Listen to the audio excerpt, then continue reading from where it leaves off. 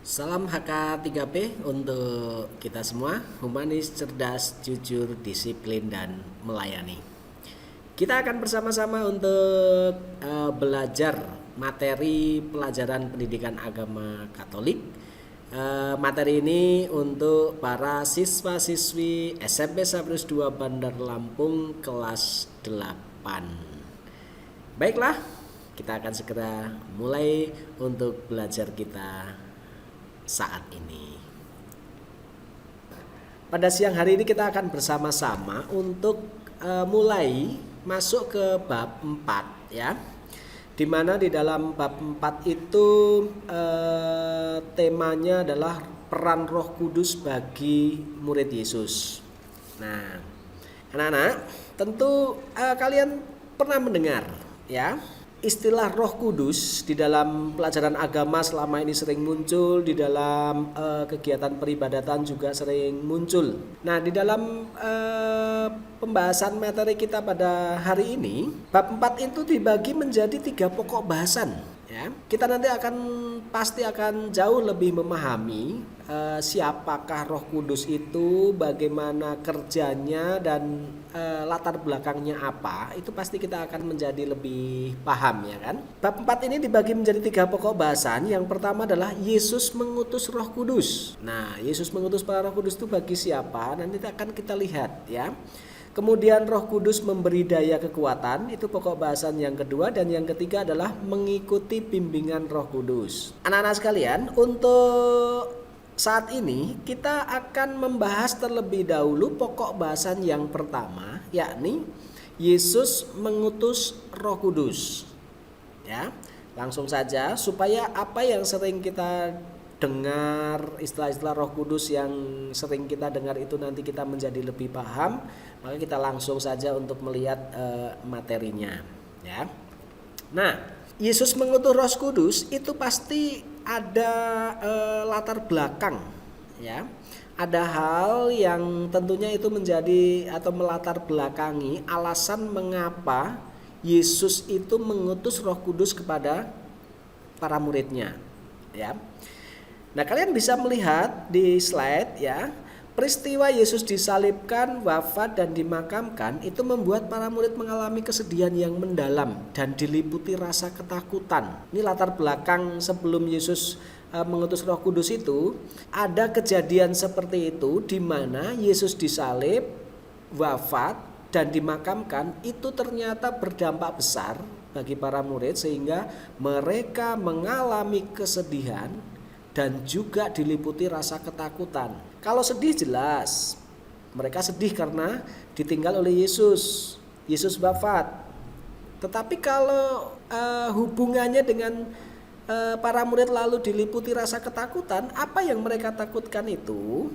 Antara lain, ya, mereka takut terhadap kejaran para pemimpin Yahudi. Karena para pemimpin Yahudilah yang selama ini juga mengejar Yesus untuk menghukumnya. Maka para murid sebagai murid-murid Yesus yang selama ini mengikuti Yesus, mereka pun juga merasa takut. Jangan-jangan para pemimpin Yahudi itu juga mengejar mereka sehingga mereka akan mengalami nasib yang sama dengan Yesus.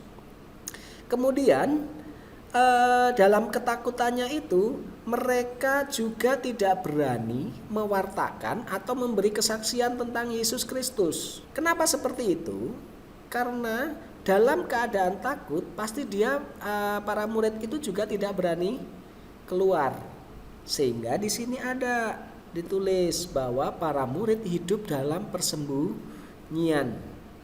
Mereka berkumpul sesama para murid bersembunyi untuk menghindari kejaran para pemimpin Yahudi yang mereka takutkan itu, ya kan?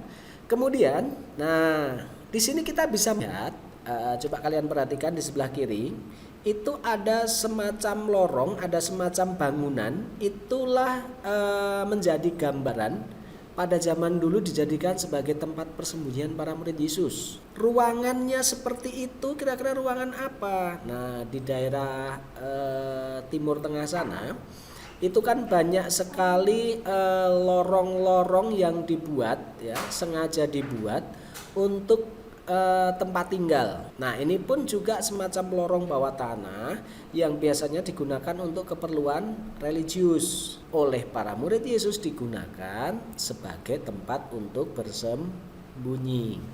Nah, ini menjadi latar belakang mengapa Yesus mengutus Roh Kudus. Melihat situasi para murid yang seperti itu kan tentu Yesus juga tidak bisa, tidak tega. Pasti Yesus juga berpikir bahwa siapa yang akan melanjutkan pewartaan kalau para muridnya mengalami situasi seperti itu. Nah, maka sebelum Yesus itu mengutus para Roh Kudus, terlebih dahulu Yesus itu menampakkan diri kepada para murid.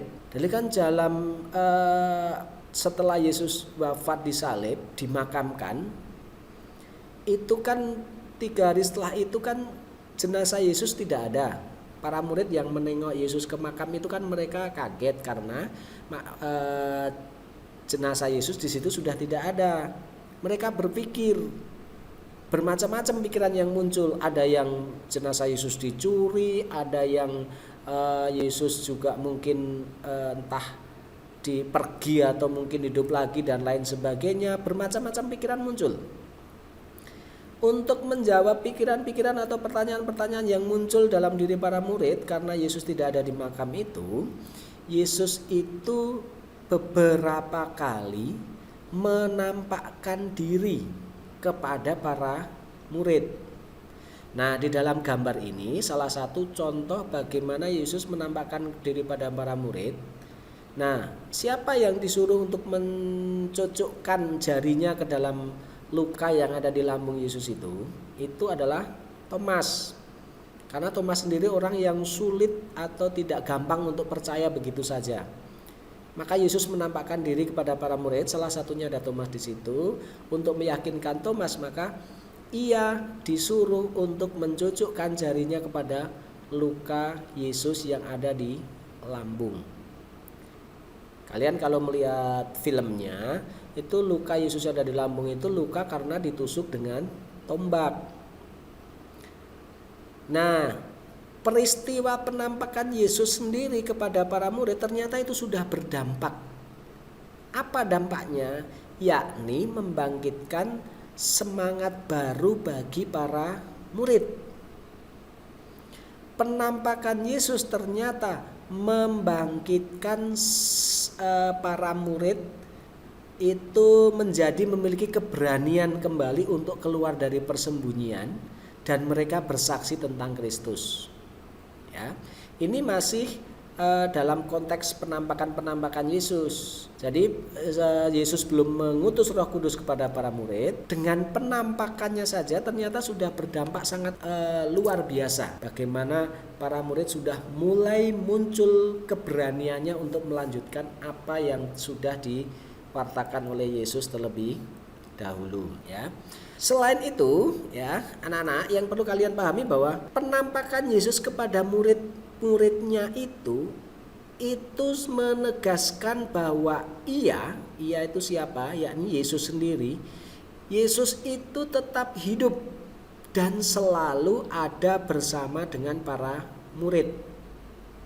Itu yang paling penting untuk kita sadari, bahwa kebangkitan Yesus itu mau menyatakan kepada kita, atau penampakan Yesus itu mau menyatakan kepada kita bahwa Yesus itu tetap hidup dan selalu bersama-sama dengan kita sebagai murid-murid Yesus. Yang pertama.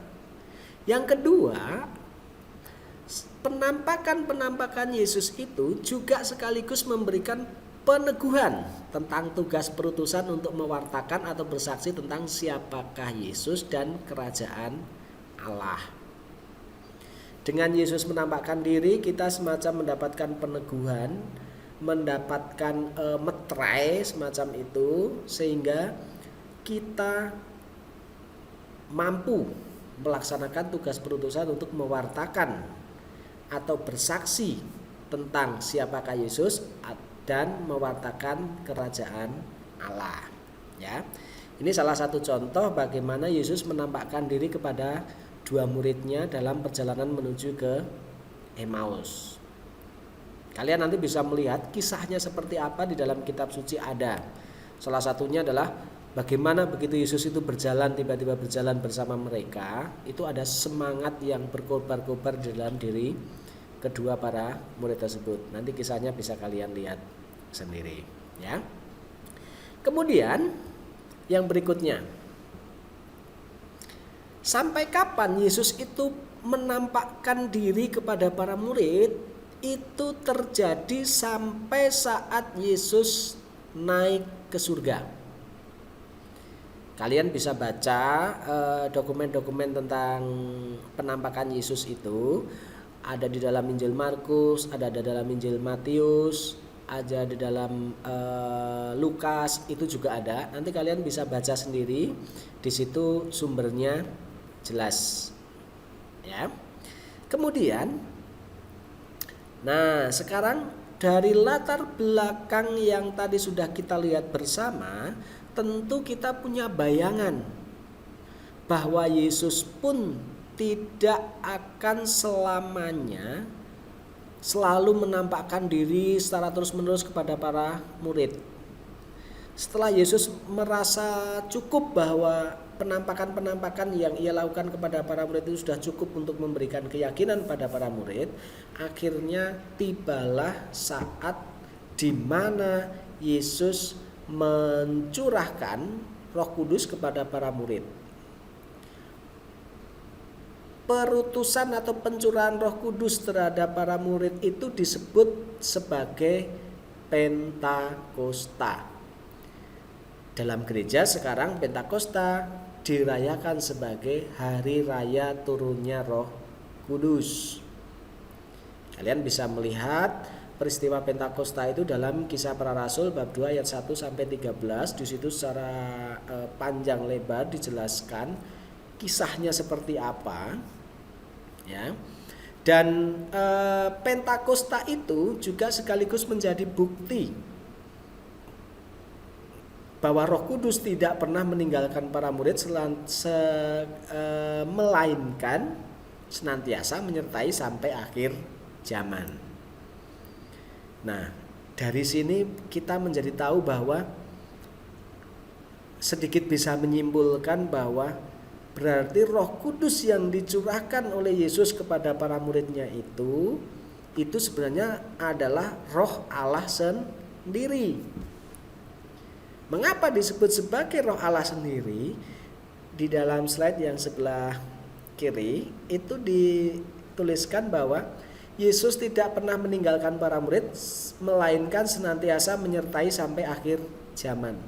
Roh yang sudah diterima oleh para murid itulah Yesus sendiri yang senantiasa menyertai pewartaan, perjuangan untuk melanjutkan karya atau mewujudkan kerajaan Allah di dunia ini.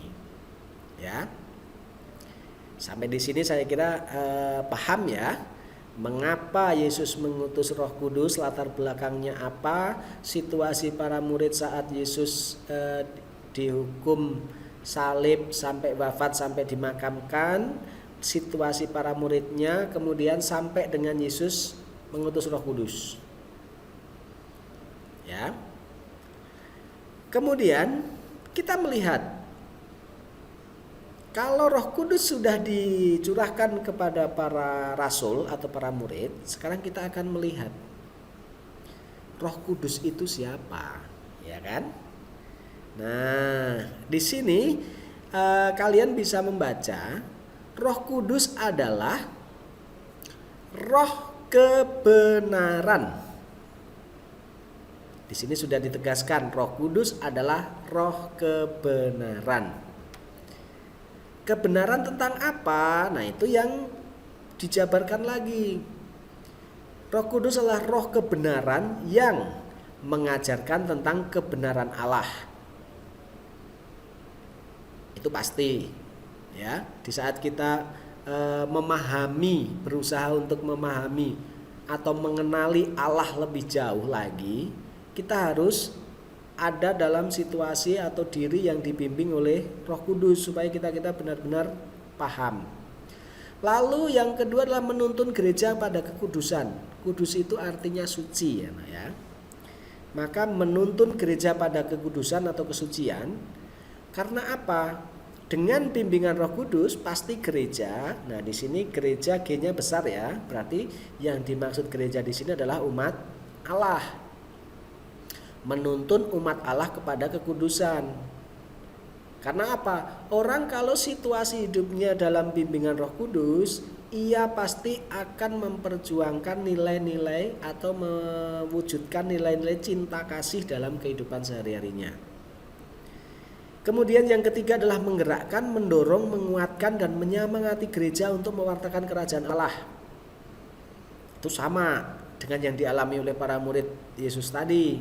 Begitu mengalami pencurahan Roh Kudus, mereka bisa muncul semangat yang berapi-api. Mereka bisa mewartakan kerajaan Allah dengan berbagai bahasa. Nah, kita pun juga demikian, menggerakkan, mendorong, menguatkan dan menyemangati kita. Dalam hal ini adalah kita sebagai umat Allah untuk tugas perutusan, yakni mewartakan kerajaan Allah. Lalu yang keempat adalah membimbing dan menuntun kita menuju seluruh kebenaran Allah. Ya. Kemudian kita lihat tanda kehadiran Roh Kudus itu tanda-tandanya seperti apa? Ya. Kalau pada zaman Yesus, Roh Kudus itu digambarkan sebagai burung merpati. Nah, di slide kalian bisa melihat Roh Kudus turun kepada Yesus dalam bentuk burung merpati. Kapan kejadian ini terjadi? Yakni pada saat Yesus dibaptis oleh Yohanes Pembaptis. Disitulah tiba-tiba ada langit semacam terbuka. Kemudian dari langit yang terbuka itu muncul sinar. Nah, dari sinar itu keluarlah burung merpati yang hinggap ke bahu Yesus. Kata-kata yang muncul pada saat itu apa yang terdengar dari suara Allah saat Yesus dibaptis? Apakah ada yang ingat kalian? Kata-katanya adalah, inilah anak yang ku kasihi, kepadanyalah aku berkenan. Allah sendiri menyatakan kepada banyak orang yang ada pada saat itu bahwa kepadanyalah aku berkenan. Itu pada zaman Yesus. Kemudian pada saat Yesus mencurahkan Roh Kudus terhadap para rasul, para murid, yang kelihatan nampak di situ adalah lidah-lidah api yang hinggap di dalam diri para rasul. Lidah-lidah api itu tiba-tiba muncul dari atas lalu hilang di dalam diri para rasul itu. Nah, setelah mereka dipenuhi dengan Roh Kudus, lalu terjadilah berbagai macam muncullah berbagai macam kemampuan yang selama ini tidak kelihatan menjadi kelihatan. Salah satunya semangatnya yang tiba-tiba berapi-api, mereka yang bisa mewartakan Yesus dengan berbagai macam bahasa kepada orang-orang yang ada pada saat itu dan lain sebagainya, ya. Kemudian pada saat ini kehadiran Roh Kudus yang bisa kita lihat secara kasat mata apa?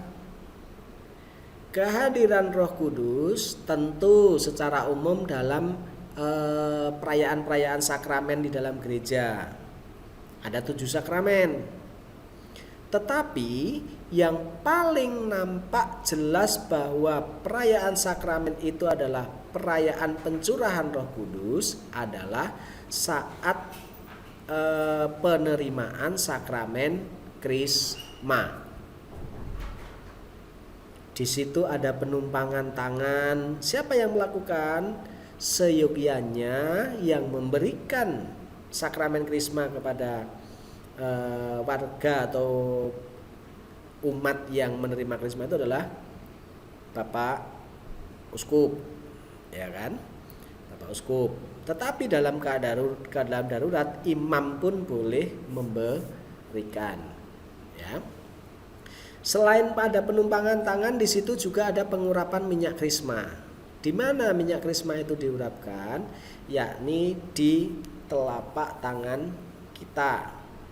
Di telapak tangan itu diolesi atau diberi minyak krisma yang biasanya oleh Bapak Uskup itu diberikan dengan bentuk tanda salib.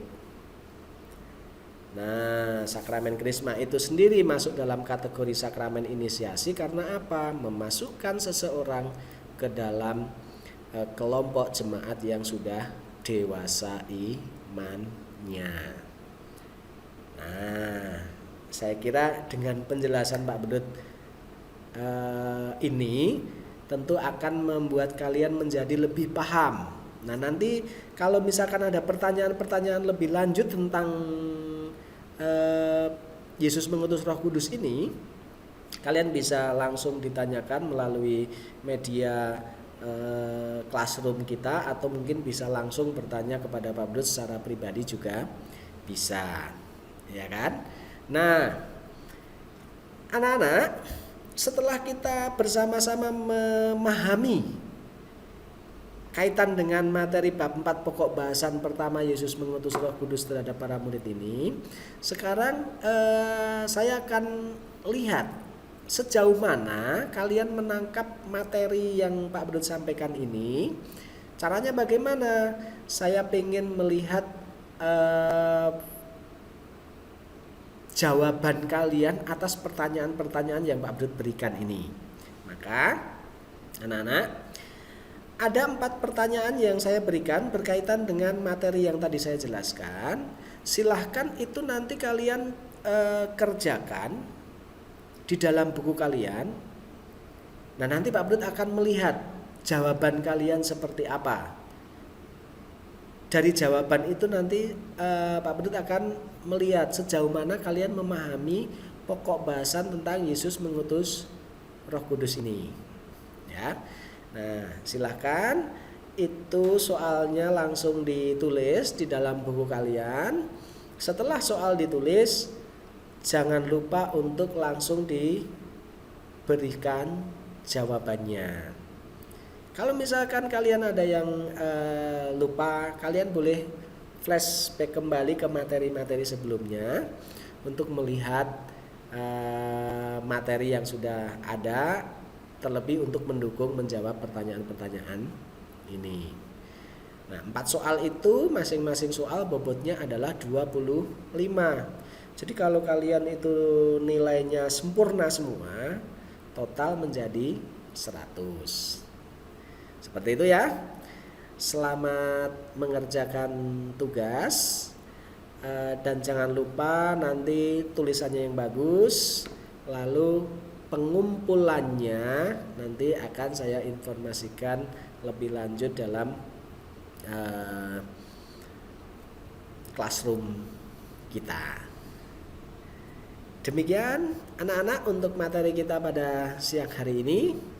Pak Bedut mengucapkan terima kasih yang sebesar-besarnya, dan Pak Bedut juga berdoa agar kita semua, keluarga kita, saudara-saudara kita senantiasa diberkati atau senantiasa dalam limpahan berkat Tuhan. Terima kasih, selamat bertemu kembali di dalam materi-materi pelajaran agama selanjutnya. Terima kasih.